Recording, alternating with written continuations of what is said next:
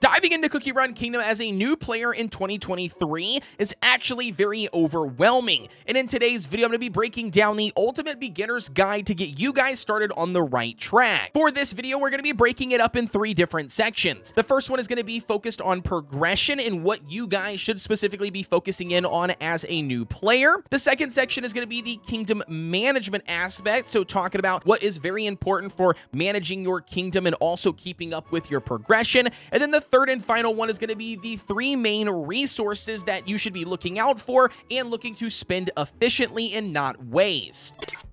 Diving into the progression section here, your main focus as any new player diving into the game should be the world exploration, aka the story mode. At the time of recording this video, we do have episodes 1, as you can see here, all the way up to episode 14 when it comes to the normal mode. We've got a dark mode that again is going to be episode 1 through 14. And then last but not least, we have a masters mode from episode 1 here through episode 4. Now, if you are watching this video in the future and additional episodes have been added to the game, it does not matter. The same principle still applies, and this should be your main focus as a new player diving into the game. By focusing the world exploration, aka the story mode, this is going to be the fastest way that you can increase your account level. Increasing your account level will give you the ability to unlock additional content that you can partake in, and not only that, this gives you the ability to further increase the level of your cookies, because unfortunately they are gated and catered to each other. Not only that, it is going to be the best way for you to farm out soul stones and soul cores. Soul stones, if you're not exactly sure, give you the ability to promote specific cookies. Starting here on the dark mode, once you officially unlock it from beating the normal mode of the individual episodes, this will give you the ability to pick and choose stages to farm the soul stones of your choice. Keep in mind they are going to be limited to a certain amount per day, otherwise you could spend some of your hard-earned crystals to then farm out more. Same thing goes for the soul cores. This is going to be the basically ascension beyond promotion.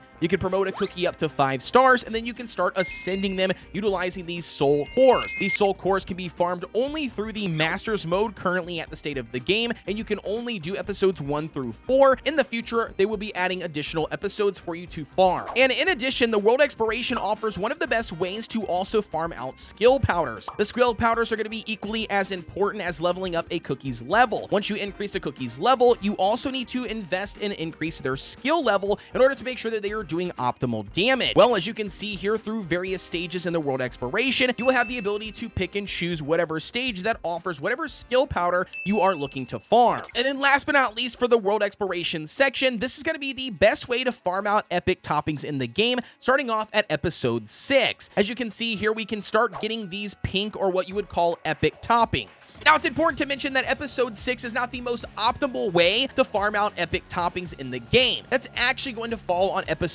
8 for me personally. However, you might need to utilize episode 6 and episode 7 to your advantage to farm out some specific sets of toppings to help carry you to episode 8, so then you can start farming toppings efficiently. Now, moving right along to the second main focus of any new player diving into the game outside of the story mode, that's going to be the guild system. As soon as you unlock the guild system, I would honestly recommend that every player join any guild that they can get into, and then just kind of try to reap the benefits until you obviously level up your account. As your account does increase and you get stronger and you get better at the game, then yes, I would say source out a more active guild and a higher level guild, as the higher level the guild is and the more active they are, the more resources and benefits that they provide. However, early game, you are still looking to benefit as much as you can, so joining a guild is still going to net you medals that you can then use in the guild medal shop. Obviously, you know, you're not going to be able to farm a whole bunch of them because you're not going to really contribute a whole lot, but anything is going to help, as you can buy any of these items as you can see here on screen. Everything from soul stones, soul cores once you officially unlock them, skill powders, time jumpers, you name it, you can buy it out of the shop. It's definitely going to be able to benefit you in certain situations. The next benefit is going to be the guild gacha banner. As you can see here, you have to have these heroic torches. You're only going to be able to accumulate these via a guild. Getting in here is going to allow you to take advantage of all of the probabilities you can get on this banner, including 2 of really good treasures that are going to benefit you through other types of of content, not just the guild system. And then last but not least, for guilds, based on your contribution and the guild's overall rank at the end of the week or at the end of the season, approximately once a month, you guys will all be able to net additional amount of resources and medals and heroic torches. All of these items are going to greatly benefit you as the things that I've just mentioned, so definitely make sure you are taking advantage of this as early as possible. As a new player diving into the game, if you are looking for an active guild or a long-term guild that you can continue and grow with and help contribute to in the long run, I would honestly recommend joining my Discord. You can find that link provided down below in the description. I have a channel specifically set up for guilds, and people are constantly posting and recruiting in that channel. Now, diving into the third and final type of content here underneath the progression section is going to lead us to the Kingdom Arena. As a new player, this is going to be the sweatiest content that you are going to participate in. However,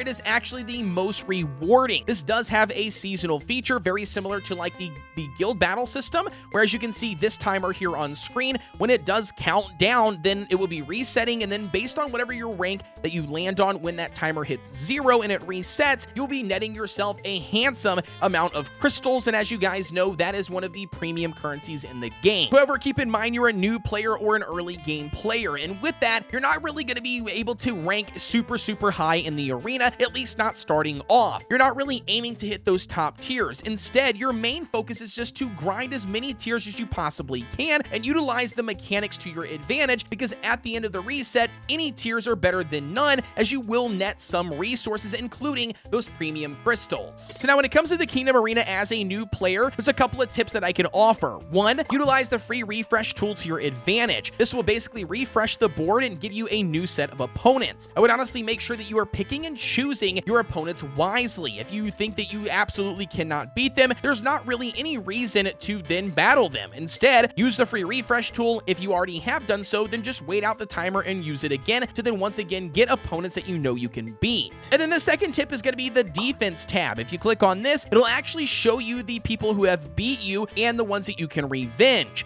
As you continue to level up your account and your cookies end up increasing in level or doing more damage, you can go back to this system and actually revenge the opponents if you think that you can beat them. Again, just make sure that once you click the revenge button, you do check out their team, because what they show you in the revenge screen that beat you might not necessarily be what their defense is. But nevertheless, this could be an easy way to net some additional tiers. So now diving into the second section, and that's going to be the kingdom management aspect. The kingdom management aspect is going to be equally as important as the progression. With that being said, one of the main focus is going to be the castle system. Leveling up your castle is very similar to your account level, where it's going to give you several different benefits. One of those things being the ability to unlock additional content, ability to increase the level of your overall cookies, and then not only that, gives the ability to buy additional buildings to utilize to your advantage throughout your kingdom. And for the Fountain of Abundance, this produces passive resources online and offline. You gotta make sure that you have this maxed out at whatever the highest possible level you can at any castle level to make sure that you are achieving the maximum amount of resources passively. Now diving into the next most important building, and that's going to be the cookie houses. The cookie houses produce the experience star jellies that you need to level up your cookies. You want to make sure that you are buying every one of these that you possibly can. As you increase your castle level, you will be able to buy more of these out of the build menu. You want to make sure you buy them all, and not only that, you want to make sure you have them all maxed out at whatever the maximum level is that you can, as that's going to produce the most star jellies, which then will allow you to level up more and more cookies. And I can honestly say this is a massive mistake that a lot of new players make when diving into the game. They either do not buy the maximum amount of cookie houses that they can, or they're not max leveling them, therefore they're producing less experienced star jellies, and ultimately they hit a wall where they can no longer push their cookies because they run out of star jellies. You definitely don't want to be in that situation, and you want to play it as efficient as possible, so make sure you're buying them and maxing them out. Speaking of the build menus, the next buildings we're going to talk about are going to be landmarks. The landmarks in this game are very important, not only for early game progression, but mid game and even late game. The specific landmarks you want to try to focus on and build starting out, in my opinion, are going to be the stat percentage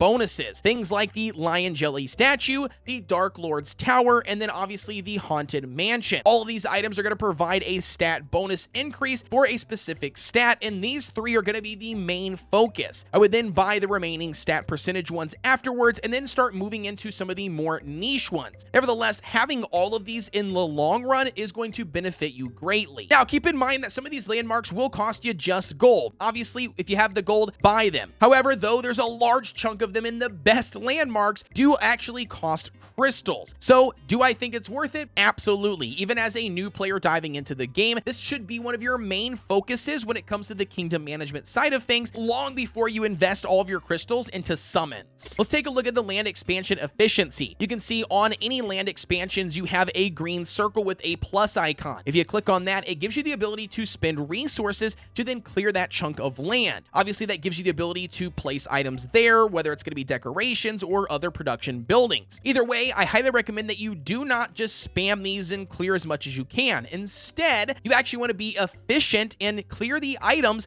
that will then lead you to additional content. So to give you guys an example, take a look at this path here. If we clear this out, this is going to lead us to this dock. This dock will then unlock a type of content called the Tropical Soda Islands. We're not going to go too deep into the Tropical Soda Islands. However, just note it's very similar to the Fountain of Abundance, and it does generate passive resources. So you want to make sure that you do clear this out as soon as you possibly can. Now, for the second important pathway is going to be this one here. This will actually unlock the trading port / harbor. This is actually going to be a 2-tier content. The first thing you will unlock is the trading port, which is just very simple. However, you will eventually be able to upgrade it to the trading harbor, which gives you the ability to send boats out. Sending these boat orders will net you some rainbow pearls, and then you can utilize these rainbow pearls in a specific rainbow shell gallery that gives you tons of different options. One, this is an easy way to farm out legendary soul stones so you can further promote legendary cookies, one of the rarest cookies in the game. And not only that, it will also give you the ability to then buy these different resources that are also very good for mid and late game progression. Not only that, here when it comes to the third and final pathway, that's going to bring us into the Sugar Gnome Laboratory. The Sugar Gnome Laboratory is going to be kind of a mid to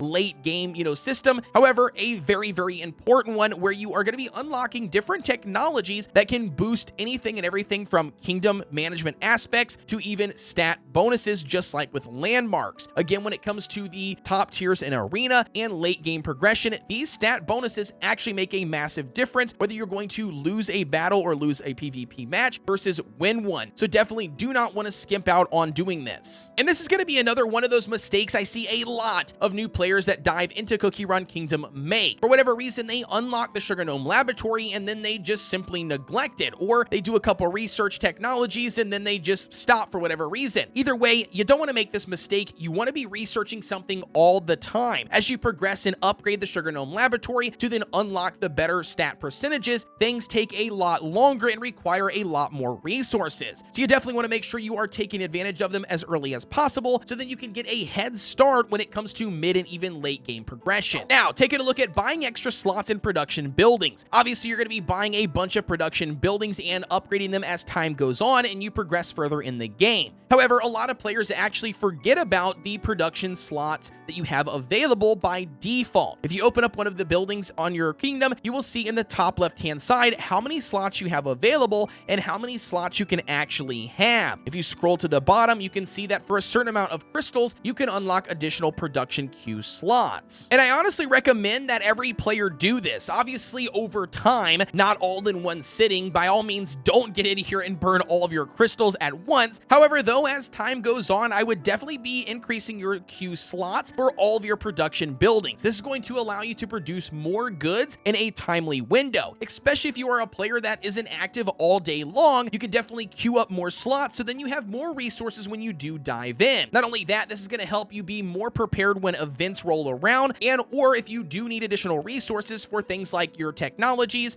your trains, and also going to be for your boat orders when you do officially unlock them. Now, diving into the third and final section of the beginner's guide, that's going to bring us to the three main resources. The first one is going to be crystals. First up here, when it comes to early game progression, I would honestly say spend your crystals on summons. You need to summon a decent core team to help you progress through the storyline and other types of content, including the ones I've mentioned earlier. Not only that, the second thing important for crystals are going to be buying the landmarks. As I've already mentioned here, you're going to be wanting to make sure you buy these landmarks to take advantage of the buffs that they provide. Yes, some of them are going to cross crystals, but trust me, it is going to be worth it. The third thing is going to be buying the extra slots in the production buildings. Again, this is going to be very important, as I just mentioned. The second important resource is going to be gold. Obviously, gold is going to be used for everything in the game. Honestly, probably more used than crystals are. Gold is going to be used to level up cookies, level up their skills, promote cookies, ascend cookies, buy additional landmarks, basically farm out resources through your production buildings, you name it, it's going to cost a handful of gold, and you absolutely need to have a massive, and I mean massive, abundance on hand, especially for mid and late game progression. However, where do you farm it? Well, that's going to be the Tree of Wishes. The Tree of Wishes is hands down the best and fastest way to farm out gold. Honestly, getting in here and doing as many wishes as you possibly can every single day is going to be ideal. If nothing else, you should at least try to aim to clear all 3 of the daily chests, as you can see in the bottom left hand side. Obviously, you're going to get all of the gold from the wishes that you can complete, but also you're going to be getting these additional resources. Once again, these resources are going to be very important, not only for now, but also for mid and late game. More so probably for mid and late game. And then last but not least, for the most important resources, that's going to bring us to the experience star jellies, aka what you need to level up your cookies. As I've already mentioned here, these are produced via the cookie houses, and this is going to be the best way to farm experience star jellies to once again level up your cookies. Make sure you have those houses maxed out, because you want to make sure you are farming as many as you possibly can. There actually is no reset feature in the game, so if you happen to invest in a bad cookie, well, those experience star jellies and resources are just gone forever. You cannot get them back. So 100%, I would make sure that you are checking out the tier list videos provided by myself and other fellow Cookie Run Kingdom content creators, or just simply asking people throughout the communities, whether that's Discord, Reddit, Facebook,